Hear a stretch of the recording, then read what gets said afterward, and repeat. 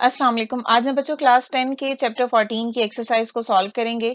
तो सबसे पहले एमसीक्यूज देखते हैं, उसके बाद हम जो है वो शॉर्ट क्वेश्चंस और कॉन्सेप्चुअल क्वेश्चंस को भी देखेंगे। ठीक है, तो एमसीक्यूज नंबर 1 है, according to the kinetic theory the basic difference between the solid liquid and gas is due to. देखो, हमने पढ़ना है काइनेटिक थ्योरी के according solid liquid and gas में क्या डिफरेंस है, हमने वो बताना है। ठीक है, अब काइनेटिक थ्योरी क्या होती है, जिसमें आप पार्टिकल्स की मोशन डिस्कस करते हो। क्लियर? तो आपने सिर्फ ये चीजें ध्यान से देखो सॉलिड लिक्विड गैस में और भी डिफरेंसेस हैं, बट उसने कहा है अकॉर्डिंग टू काइनेटिक थ्योरी।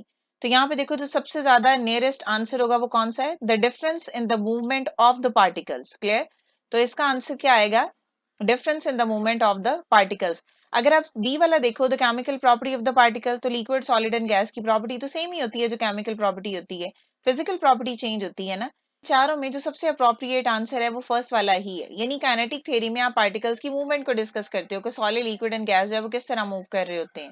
ठीक है, इसके बाद सेकंड देखो, upon heating the rate of evaporation increases. हमने पढ़ा था कि वेपोरेशन जो है वो हर टेम्परेचर पे होती है, फर्क सिर्फ इतना होता है कि जब टेम्परेचर कम होगा तो वेपोरेशन का रेट कम होगा, जब टेम्परेचर ज्यादा होगा तो वेपोरेशन का रेट ज्यादा होगा। ठीक है, तो यहाँ पे आंसर क्या आएगा, बी आएगा कि upon heating the rate of evaporation क्या होगी, इंक्रीज। ठीक है, तो ऑप्शन क्या आएगा इसका, बी, यानी जब आप हीट करते हो तो रेट ऑफ वेपोरेशन बच्चों इंक्रीज करती है। क्लियर? थर्ड देखो MCQs, the inter particles attraction, यानी दो पार्टिकल्स के दरमियान जो अट्रैक्शन होती है वो किस में स्ट्रॉन्गेस्ट है, सॉलिड में, लिक्विड में, प्लाज्मा में या गैस में। सो ऑब्वियस सी बात है, सॉलिड के पार्टिकल्स के दरमियान बच्चों स्पेस कम होती है, जब स्पेस कम होगी तो फोर्स ऑफ अट्रैक्शन क्या होगी, स्ट्रॉन्गर होगी। तो यहाँ पे आंसर क्या आएगा, सॉलिड आएगा। क्लियर? इसके बाद नेक्स्ट देखो बच्चों, एमसीक्यूज नंबर 4 है, cooling a vapours of a some gases change them directly to a solid state. अब आप सिर्फ एक चीज को अंडरलाइन करो, यहाँ पे वेपर है और यहाँ पे क्या है, सॉलिड है, यानी वेपर सॉलिड में डायरेक्ट कन्वर्ट हो रहे हैं विदाउट लिक्विड में चेंज हुए। क्लियर? तो ये प्रोसीजर क्या होगा बच्चों, इस प्रोसीजर को हम बोलते हैं डेपोजिशन। बिकॉज हमने क्या कहा था कि सॉलिड का वेपर्स में कन्वर्ट होना सब्लिमेशन है, और सब्लिमेशन का ऑपोजिट क्या होता है, डेपोजिशन। तो यहाँ पे वेपर्स किस में कन्वर्ट हो रहे हैं, सॉलिड में। तो ये कौन सा वाला ऑप्शन होगा करेक्ट हमारे पास, ये होगा बच्चों डेपोजिशन वाला। क्लियर? फिफ्थ देखो अब, physical state in which the particle possess a maximum energy, मतलब वो कौन सी फिजिकल स्टेट है जिसमें पार्टिकल्स की एनर्जी जो है वो मैक्सिमम होती है, सॉलिड में, लिक्विड में, वेपर में या गैशियस में। तो आंसर है बच्चों इसका गैशियस। ऐसे क्यों होता है, देखो जो पार्टिकल्स होते हैं ना गैसेस फेज में, वो एक दूसरे से दूर दूर होते हैं और उनकी स्पीड भी क्या होती है, फिर हाई होती है। ठीक है, तो मींस इनके लिए फिर एनर्जी भी क्या चाहिए होगी, मैक्सिमम एनर्जी चाहिए होगी। क्लियर? तो आंसर इसमें क्या आएगा, सी आएगा, गैशियस। इसके बाद अब सिक्स देखो, how does the process of evaporation depend on the force of attraction present among the molecule of the liquid. यानी जो प्रोसेस ऑफ evaporation है वो कैसे डिपेंड करता है किस पे, फोर्स ऑफ अट्रैक्शन पे। और फोर्स ऑफ अट्रैक्शन बच्चे किन मॉलिक्यूल्स की बात की जा रही, किन मॉलिक्यूल्स के दरमियान होगी, लिक्विड के मॉलिक्यूल्स के दरमियान। क्लियर? तो चलो अब एमसीक्यूज देखो इसमें। सबसे पहले है, it decreases with increase in strength of attraction. तो ऑब्वियस सी बात है, अगर पार्टिकल्स के दरमियान में फोर्सेस स्ट्रांग होंगी तो उनको तोड़ने के लिए एनर्जी हमें ज्यादा चाहिए होती है। क्लियर? अगर स्ट्रेंथ ज्यादा होगी तो अवेपोरेशन का रेट क्या होगा बच्चों, कम होगा। अवेपोरेशन क्या है, लिक्विड का वेपर्स में कन्वर्ट होना। अगर कोई लिक्विड स्ट्रांग है और उसकी स्ट्रेंथ ज्यादा है, उसकी फोर्स ज्यादा है, तो मींस वहां पे एवेपोरेशन का रेट स्लो होगा। अगर किसी की स्ट्रेंथ वीक है तो वहां पे एवेपोरेशन का रेट क्या होगा, ज्यादा होगा। क्लियर? तो अभी आप इस कॉन्सेप्ट को इन एमसीक्यूज के ऑप्शन पे अप्लाई करो। फर्स्ट है, it decreases with the increase in strength of attraction. तो ये सही लग रहा है हमें कि जो एवेपोरेशन का रेट है वो डिक्रीज करता है जब मॉलिक्यूल्स की स्ट्रेंथ बढ़ती है। तो अभी तक हमारा ये ऑप्शन हमें सही लग रहा है, हम इस पर टिक लगा देते हैं, लेकिन बाकी भी पढ़ते हैं। ठीक है, सेकेंड देखो, it increases with increase in strength of attraction. तो ऐसे तो नहीं हो सकता ना कि जिसकी स्ट्रेंथ ज्यादा होगी, जो स्ट्रांग होगा, तो वो एवेपोरेशन भी उसमें तेज होगी, ऐसे नहीं होगा। बल्कि जिसकी स्ट्रेंथ होगी आपको टेम्परेचर फिर ज्यादा देना पड़ेगा ना। सी देखो, it independent of the strength of the force of attraction. तो ऐसे भी नहीं होता, इसी बात है, मॉलिक्यूल्स के दरमियान में कितनी स्ट्रेंथ होती है, टेम्परेचर उस चीज पे भी डिपेंड करता है ना, कि आप टेम्परेचर ज्यादा दोगे तभी तो वो स्ट्रेंथ ब्रेक डाउन होगी। क्लियर? मतलब ओवरकम करेगी उस फोर्सेस को। तो सी भी नहीं हो सकता। डी देखो, it first increases and then decreases with increase of the strength of force of attraction. तो ऐसे भी नहीं होता, जो एवेपोरेशन का प्रोसीजर होता है इट्स अ कॉन्टिन्यूस प्रोसेस होता है वो, और वो हर टेम्परेचर पे होता है। सिर्फ वेरी करता है इस चीज पे कि अगर टेम्परेचर कम होगा तो वेपोरेशन का प्रोसीजर जो है वो कम होगा, मतलब रेट कम होगा। अगर टेम्परेचर ज्यादा होगा तो रेट ऑफ वेपोरेशन ज्यादा होगा। क्लियर? सो नेक्स्ट देखो 7 MCQs, which gas will diffuses at the faster rate, इनमें से कौन सी गैस है जो डिफ्यूज करती है ज्यादा फास्टर। अब वो डिफ्यूजन किस चीज पे डिपेंड करता है, जो लाइट होगी। तो लाइट का आप कॉन्सेप्ट कैसे लोगे बच्चों, आप इनका जो है वो मास फाइंड करोगे, ठीक। तो अगर आप इन सब के मासेस को देखो तो HCl का मास है बच्चे 36.5, ठीक है। तो यहाँ पे मास कितना होगा इसका HCl का 36.5, क्लियर। H2S का अगर आप मास देखो तो इसका आता है बच्चे 34 ग्राम्स पर मोल में है, क्लियर। सल्फर डाइऑक्साइड का अगर आप मास देखो तो ये होता है बच्चे 64, क्लियर। इसी तरह अगर आप कार्बन डाइऑक्साइड का मास देखो तो ये होता है 44। अब आप खुद देखो किसका मास कम है, जिसका मास कम है उसका वेट कम है, जिसका वेट कम है तो ऑब्वियस सी बात है वो फास्ट जल्दी मूव कर सकता है ना। तो इन सब के केस में मास है H2S का कम, तो इट मींस दैट इसकी मूवमेंट भी ज्यादा होगी, यानी डिफ्यूजन ज्यादा होगा, clear.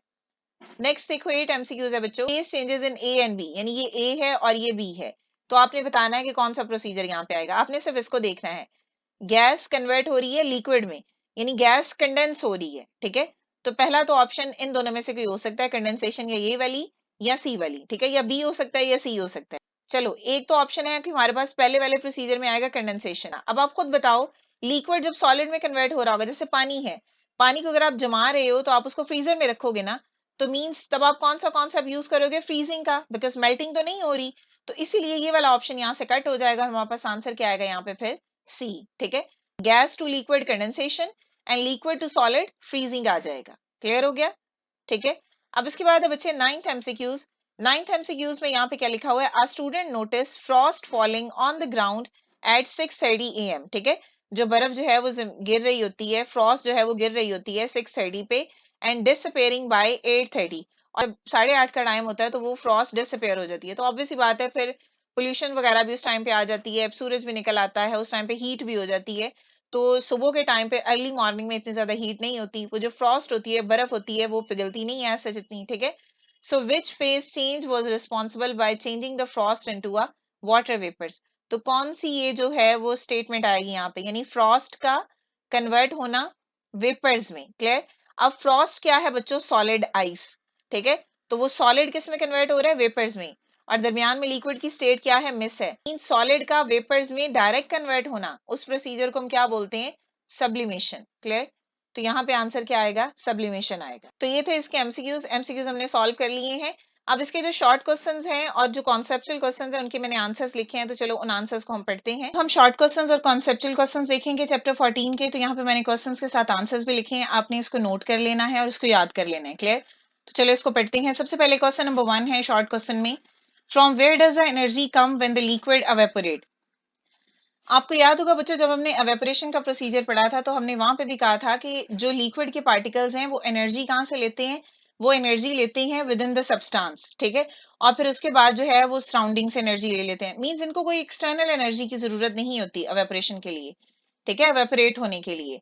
So energy needed for evaporation of a liquid comes from with in the substance which then absorb energy from the surrounding. This energy is sufficient to overcome the attractive forces of the neighboring molecules which then escape into the vapor phase. ठीक है, तो फिर वो vapor phase में escape हो जाते हैं। Second है बच्चों, is condensation an endothermic process?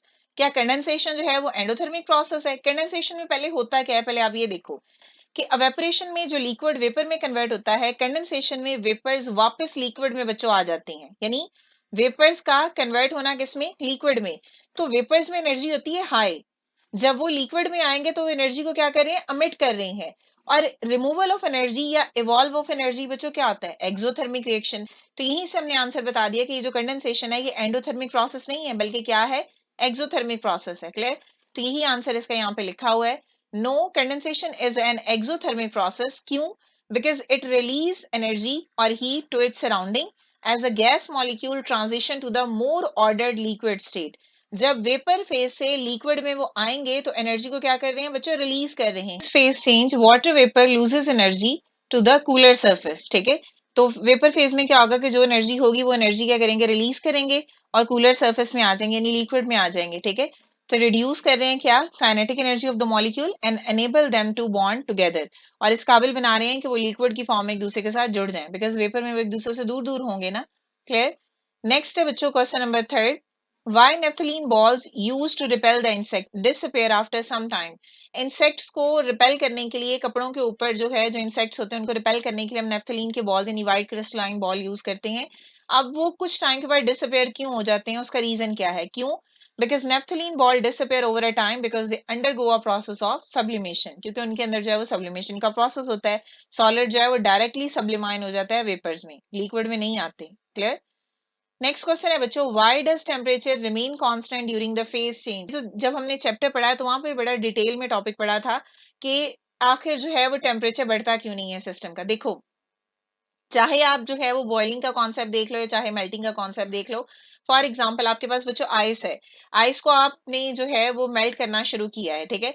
Ice जब थोड़ी सी मेल्ट हो जाएगी, जब वो मेल्ट होना शुरू हो जाएगी, यानी मेल्ट किस में होगी, लिक्विड में ना, तो वो पॉइंट यानी वो टेम्परेचर हमने नोट कर लेना है जब आइस मेल्ट होना शुरू हो गई है, तो वो उसका मेल्टिंग पॉइंट है। अब सारा का सारा जो आइस का ब्लॉक है, सारी की सारी आइस तो नहीं ना कन्वर्ट हुई लिक्विड में, अभी वो थोड़ी सी कन्वर्ट हुई है। तो जो फर्दर टेम्परेचर हम उसको दे रहे हैं सिस्टम को, वो फर्दर टेम्परेचर वो सारी की सारी आइस को लिक्विड में कन्वर्ट करने के लिए इस्तेमाल हो रहा होता है। यही वजह होती है कि जब एक दफा मेल्टिंग पॉइंट या बॉइलिंग पॉइंट आ जाएगा, फर्दर हम जब उस सिस्टम को टेम्परेचर देंगे तो वो टेम्परेचर इंक्रीज नहीं करता, बिकॉज जो बाकी प्रोडक्ट बचा हुआ उसको भी तो कन्वर्ट करना है ना उसने लिक्विड फेज में। क्लियर? तो यही बात यहाँ पे लिखी हुई है। Solid start melting and its temperature is called the melting point of the solid. Clear? At the melting point the particle of the solid do not only lose their main position but the arrangement as well. तो obvious सी बात है, जब आप उसको heat कर रहे हो तो ना सिर्फ उसकी जो है वो अरेंजमेंट खराब होगी बल्कि उसकी मेन पोजीशन से भी वो हिल जाएगा ना, क्योंकि सॉलिड के पार्टिकल इनिशियली बच्चों से वाइब्रेशन शो करते हैं। जब आप उसको हीट करोगे तो अपनी जगह से जो है वो हिल जाएंगे, डिस्प्लेस हो जाएंगे, बिकॉज पहले वो ऑर्डर्ड फॉर्म में होते हैं ना। तो ऑब्वियस सी बात है उनकी अरेंजमेंट भी चेंज हो जाएगी, उनकी पोजीशन भी चेंज हो जाएगी। So the solid collapse and turn to a liquid, और वो कन्वर्ट किस में हो रहे हैं, सेकंड फेज में। क्लियर? अब heating a solid below its melting point increase the kinetic energy and the temperature that weaken the force of attraction between the particles. अगर आप किसी चीज को उसके मेल्टिंग पॉइंट से कम टेम्परेचर पे उसको गर्म करोगे, देखो टेम्परेचर तो आप दे रहे हो, तो मोशन पार्टिकल्स की तो हो ही रही है, तो काइनेटिक एनर्जी उसकी क्या होगी, इंक्रीज होगी। क्लियर?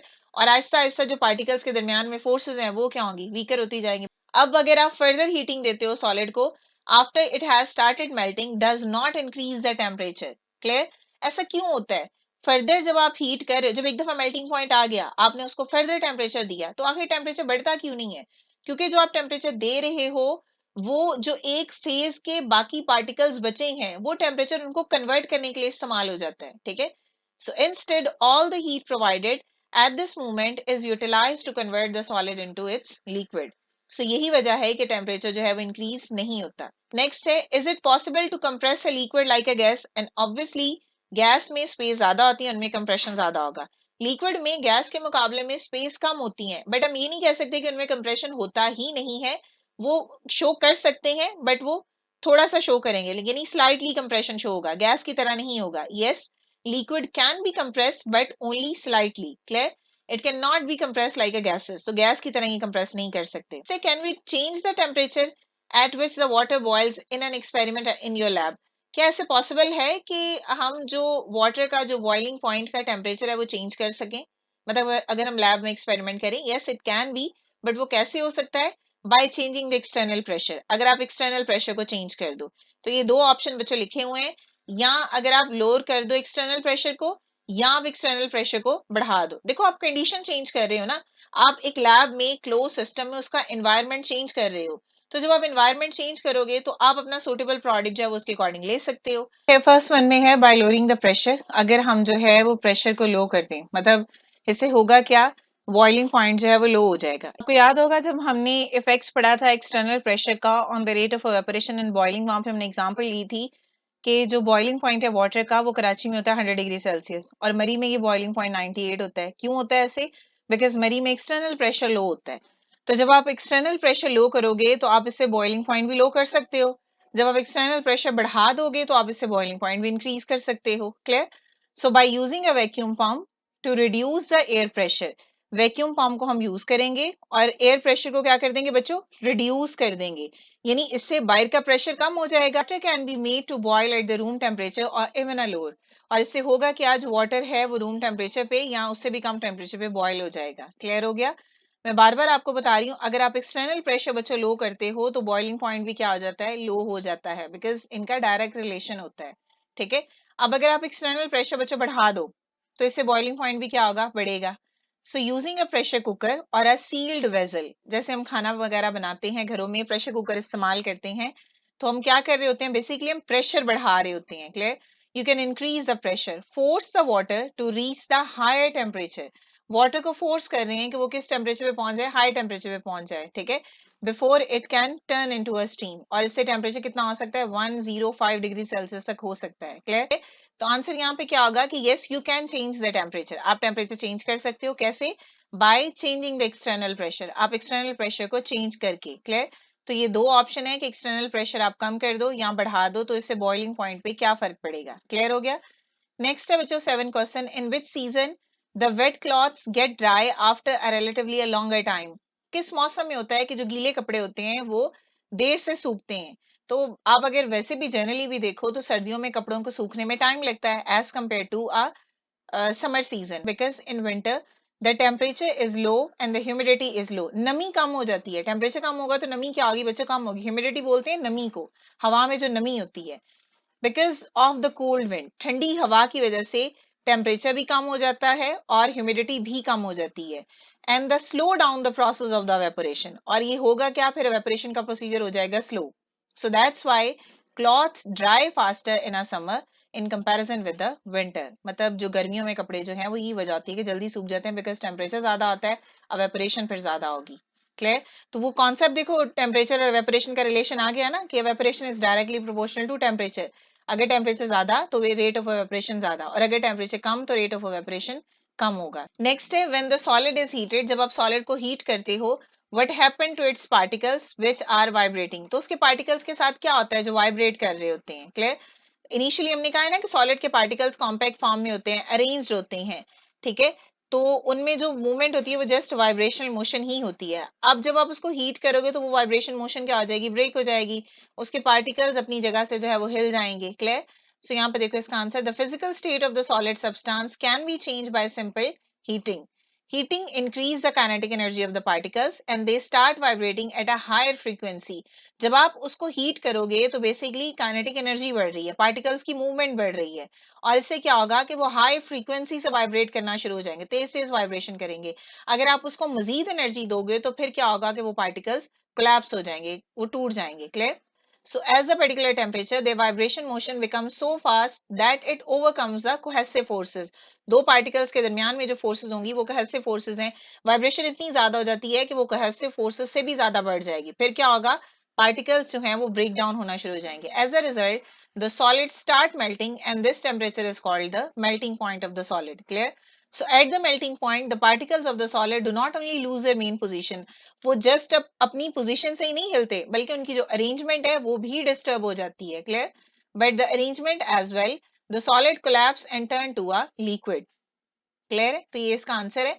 नेक्स्ट है क्वेश्चन नंबर 9 बच्चों, do solid and liquid also diffuse just like a gas. देखो, गैस की तरह डिफ्यूज वो नहीं कर सकते, बट डिफ्यूजन जो है वो थोड़ा सा हो सकता है उनमें। Diffusion in a solid is a very slow, it's rarely happen. Clear? तो बहुत कम जो है वो होता है। Diffusion in a liquid is more than the solid but less than a gas, because अगर गैस के पार्टिकल्स का आप लिक्विड से कंपैरिजन करो तो लिक्विड में गैस की निस्बत तो स्पेस कम होती है, बट सॉलिड से ज्यादा होती है ना, तो वो कुछ डिफ्यूजन शो करेंगे लिक्विड, बट जो सॉलिड होते हैं वो रेयरली डिफ्यूजन शो करते हैं। क्लियर? नेक्स्ट है question number 10, why due is form in the early hour of the morning. ये जो शबनम के कतरे हैं अक्सर आपने देखा होगा पत्तों के ऊपर गिरे होते हैं सर्दियों के मौसम में सुबह सुबह, तो वो जो अर्ली मॉर्निंग में शबनम क्यों बनती है, इसका रीजन क्या है। आंसर इसका ये है बच्चों, dew forms in the early hour of the morning due to the natural process called condensation. Clear? अब वो जो वेपर्स होते हैं ना वो लिक्विड में आना शुरू हो जाते हैं एनवायरनमेंट में, so which occur when the surface cool down sufficiently overnight to turn the vapours in the air into a liquid water droplet. Clear? इसके बाद है कंस्ट्रक्टेड क्वेश्चन, इनमें क्वेश्चन नंबर 1 है differentiate between the evaporation and boiling, यानी evaporation and boiling में difference क्या होता है आपने ये बताना है। तो ये आपकी बुक में पेज नंबर 6 में टेबल बना हुआ है, आपने वहां से कर लेना है। क्लियर? नेक्स्ट है describe how boiling is related to the external pressure. ये भी टॉपिक मेंशन है, तो यहाँ पे मैंने इसको लिख दिया, आप इसको यहाँ से भी याद कर सकते हैं। अब जो बॉइलिंग है उसका एक्सटर्नल प्रेशर के साथ क्या रिलेशन होता है ये देखना है हमने। देखो, व्हेन अ लिक्विड बॉयल, जब लिक्विड बॉयल करता है, bubbles are formed inside the container. Clear? Container के अंदर जो है बबल्स बन रहे होते हैं, which then rise to the surface. आहिस्ता आहिस्ता जब टेम्परेचर बढ़ता है तो वो जो बबल्स हैं वो सर्फेस से बाहर निकलने की कोशिश करते हैं। At this stage the temperature of the liquid remains constant till all the liquid boils over. Clear? जब तक जो है वो सारे के सारे लिक्विड जो है वो बॉइल्स ना हो जाएं, तब तक जो टेम्परेचर है सिस्टम का वो सेम रहेगा, चाहे आप उसको जितनी मर्जी टेम्परेचर जो है वो प्रोवाइड कर दो। बिकॉज जो आप फर्दर टेम्परेचर उसको दे रहे होते हो वो बाकी जो लिक्विड है उसको वेपर्स बनाने के लिए यूज हो रहा होता है। So this temperature is called the boiling point. Measure the boiling point of the water at Karachi, it will be 100 degrees Celsius. However, if you measure the boiling point at Murree, it will be a 98. अब ये variation क्यों होती है? इसका main concept होता है atmospheric pressure. Because Karachi में atmospheric pressure क्या होगा ज्यादा, और जो मरी वाली साइड है वहां पे एटमॉस्फेरिक प्रेशर क्या होगा, लो। जब एटमॉस्फेरिक प्रेशर यानी एक्सटर्नल प्रेशर लो होता है तो बॉइलिंग पॉइंट भी बच्चों लो होता है, और जब एक्सटर्नल प्रेशर ज्यादा होता है तो बॉइलिंग पॉइंट भी ज्यादा होता है। The atmospheric pressure at Murree is lower than that in Karachi. So we find that the boiling point has decreased at the lower atmospheric pressure. तो ये वजह होती है कि मरी में जो है वो कम एटमॉस्फेरिक प्रेशर पे बॉइलिंग पॉइंट जो है वो जल्दी आ जाता है। थर्ड क्वेश्चन है why does the process of evaporation does not need the input of energy. अब जो evaporation का प्रोसेस है उसको एनर्जी चाहिए क्यों नहीं, मतलब हम एनर्जी जो है वो बाहर से उसको क्यों नहीं दे सकते। ये वही क्वेश्चन है जो हमने शुरू में पढ़ा था, वो दोबारा रिपीट हुआ है। रीजन वही है कि एनर्जी वो इंटरनली ही ले लेते हैं सब्सटेंस से, या फिर जो है वो सराउंडिंग से ले लेते हैं। Clear? So evaporation does not require any external input of energy because it is a natural process that draws necessary energy from within the substance or from the surrounding। Clear? तो वो इस तरह energy अपनी जो है वो पूरी कर लेते हैं।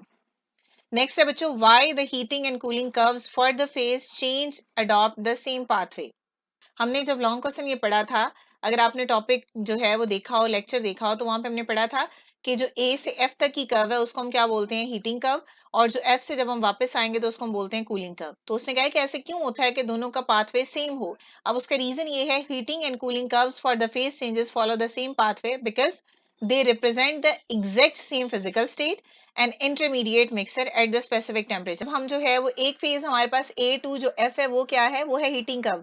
जब F से वापस हम A में आएंगे तो वो कूलिंग कर्व है। अब F जब वो वेपर्स हैं, वेपर से जब हम लिक्विड फॉर्म में पहले आएंगे, यानी यानी जो वेपर्स कंडेंस होंगे लिक्विड फॉर्म में, कंडेंसेशन होगी, तो वहां पे एग्जैक्ट उतना ही टेम्परेचर होगा जितना बॉइलिंग पॉइंट का टेम्परेचर हमने हीटिंग कर्व में पढ़ा था। क्लियर? तो ये बात उसने यहाँ पे बोली है, they represent exact the same physical state and intermediate mixture at the specific temperature. Just direction क्या होगी, वो रिवर्स होगी, टेम्परेचर जो है वो सेम रहेगा।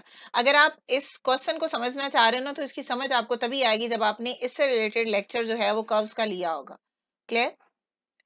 इसके बाद नेक्स्ट बच्चों क्वेश्चन नंबर 14.5 है, why ice melt when the pressure is exerted on it. जब हम आइस पे प्रेशर लगाते हैं, दबाव लगाते हैं, तो आइस मेल्ट क्यों होती है। अब एक प्रोसीजर है बच्चों, regelation was discovered by the Michael Faraday. इसने कहा था it occur only for the substance such as ice that have a property of expanding upon the freezing. ठीक है? तो ये जो रेगुलेशन वाला प्रोसीजर है, ये जो रेगुलेशन का कॉन्सेप्ट है, ये एक्सप्लेन किया था बच्चों माइकल फैराडे ने। अब इसके अकॉर्डिंग ये कॉन्सेप्ट जस्ट उन पे अप्लाई होता है, उन सब्सटेंस पे जिनके अंदर एक्सपैंड होने की प्रॉपर्टी होती है अपॉन फ्रीजिंग। मतलब जब आप किसी चीज को फ्रीज करोगे और वो एक्सपैंड हो जाए, जैसे वाटर है, वाटर को फ्रीज करते हो तो वो एक्सपैंड हो जाता है। अब हम घर में लिक्विड किसी बाउल में डाल के आइस बनाने के लिए रखते हैं, तो लिक्विड का लेवल कम रखा जाता है। क्यों?